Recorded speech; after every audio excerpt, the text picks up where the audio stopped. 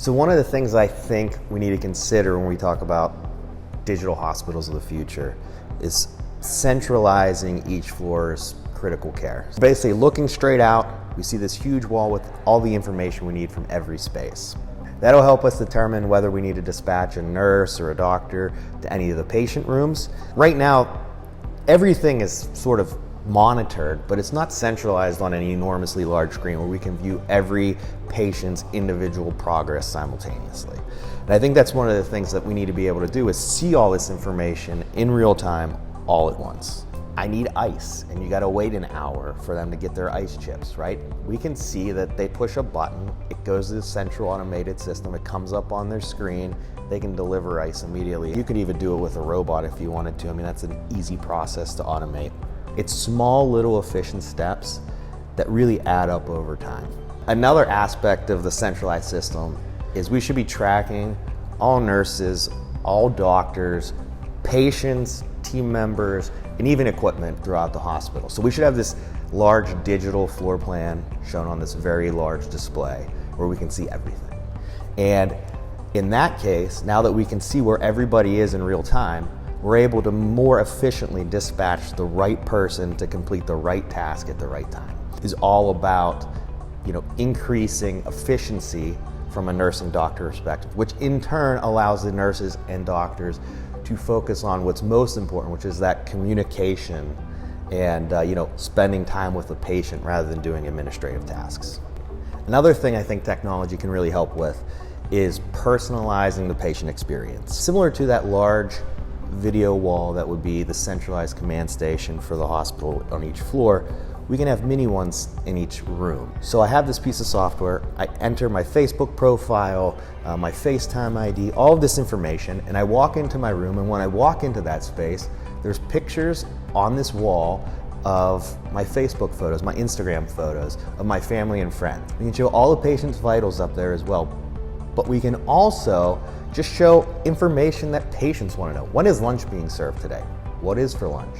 What are the names of my nurses? Instead of people coming in and erasing this little whiteboard each time they come in, we can just do that all digitally. And it's very easy to do because we can distribute the same information to everybody on that floor. We can use room speakers and they can enter their Pandora or Spotify account before coming in. And it can be playing their, calm, soothing music that they like. And when they're not using it for their own music, we can be doing soundscapes. So sort of bringing in, the beach noises or nature noises or birds chirping to sort of bring that outside world into, that small enclosed room. And lastly, I think what we can do is integrate Zoom or FaceTime into those apps.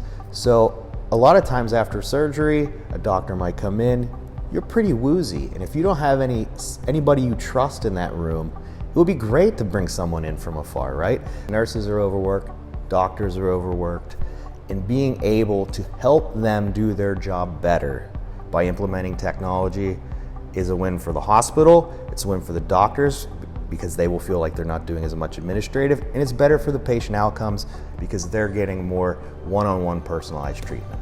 So one of the difficulties with hospitals becoming more innovative is there's so much regulation there. So it's actually significantly more difficult to innovate in a hospital environment than it is, let's say, at a higher education university. So sort of our role has been bringing in our experience from some innovation centers we've done for corporations and for colleges and universities, trying to take that knowledge, mold it into the policies and procedures. So I think that's one specialty that Braintree has, is we've worked on innovation centers across the world, and hospitals are used to just benchmarking off of other hospitals. Where really we should be looking at all of the different verticals, taking the best ideas from those and implementing the ones that we can fit into their model. So all of those perspectives include audiovisual, telecom, security, and acoustics, right? That's all very important. I need to be able to enter the room and know who enters the room. That's security.